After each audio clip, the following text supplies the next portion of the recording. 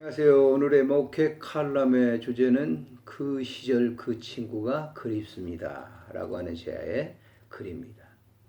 학교에 다니던 배고픈 시절 때에 있었던 일입니다. 급하게 돈이 필요한데 당장 구워줄 사람은 없고 해서 모 과자 회사에 다니는 친구를 찾아갔습니다. 막상 찾아가서 사정을 말해야 했더니 목에서 빙빙 돌다 그만 내려가기만 했습니다. 업무에 바쁜 친구와 1시간 여간 있다 그만 가겠다 했더니 뭐 할 얘기가 있느냐며 되물었습니다. 그때 아니라며 손사래를 쳤는데 자존심에 보루가 돈 이야기를 하지 못하게 문을 다시 나서려는데 멀리서 왔다며 교통비 조금 넣었다. 너 주머니에 넣으려는 순간 그런 게 아니라며 극구 사양했는데 그 친구는 내 업무가 자기 업무가 좀 남았으니 어서 가라며 나를 밀쳐냈습니다. 집에 돌아오며 봉투 안을 보니 꼭 필요한 금액보다 더 많은 돈이 들어있었습니다. 50여 년이 지난 지금도 그 친구를 생각하면 한없이 고마운 마음이 들지만 난 그에게 해준 것이 없어 그저 미안할 마음밖에 남아있지 않습니다. 아마 친구는 내가 자기를 찾아온 이유를 알아차렸던 것 같습니다. 잠시 그 친구가 생각난 것은 서재에서 책을 읽다가 이런 글을 읽었기 때문입니다. 한 가난한 선비가 당장 누군가에서라도 돈을 꾸지 않으면 안 될 어려운 공경에 처하게 되었습니다. 이런저런 생각과 궁리를 해도 도무지 방법이 떠오르지 않습니다.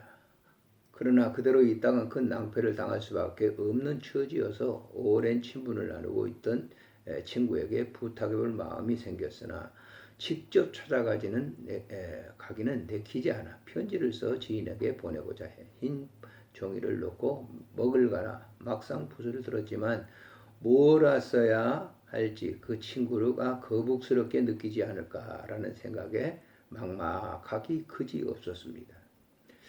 예전에 글귀나 쓴다고 자타가 공인해 줬는데 막상 쓰려고 하니 정말 떠오르지 않았습니다.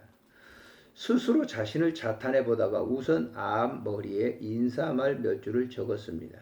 그런데 정작 본론에 들어가서는 머리가 하얘지면서 떠오르지 않는 것입니다. 결국 중간에 꼭 써야 할 것을 쓰지 못하고 끝을 마무리하고 서명의 인편의 편지를 보냈습니다.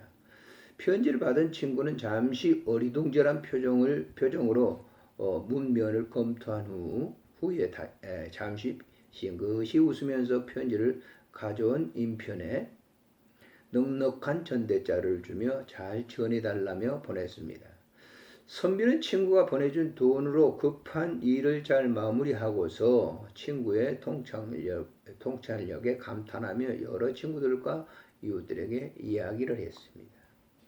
이 소문을 듣고 부자 친구를 잘 알던 친구가 그에게 찾아가서 자네는 용하기도 하이 편지를 보낸 사람이야 사정은 딱하고 또 직접 말하기가 거부하니까 백지를 써보냈다고 말할 수는 있겠지만 그것을 받아들고 상대의 의도를 알아차린 자네는 보통이 아닐세 그려. 그러자 그는 대저 백지 이임장이란 자기를 삶아 먹든지 볶아 먹든지 마음대로 하라고 하는 것이 아닌가.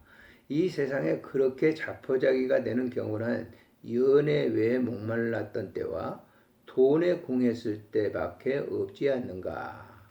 그러니 그 친구가 나에게 구애할 리는 만무하고 따라서 나에게 그렇게 백지를 보낼 수밖에 없었겠지.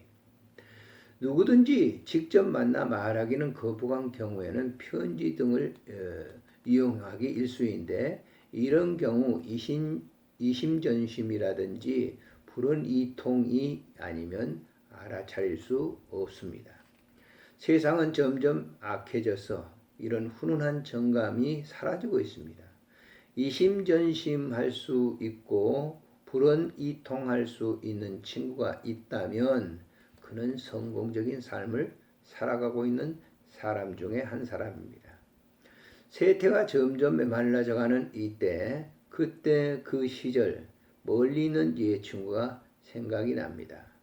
친구여, 지금 자네는 그때 일을 잊어버렸겠지. 보고 싶네 그려. 안녕히 계십시오.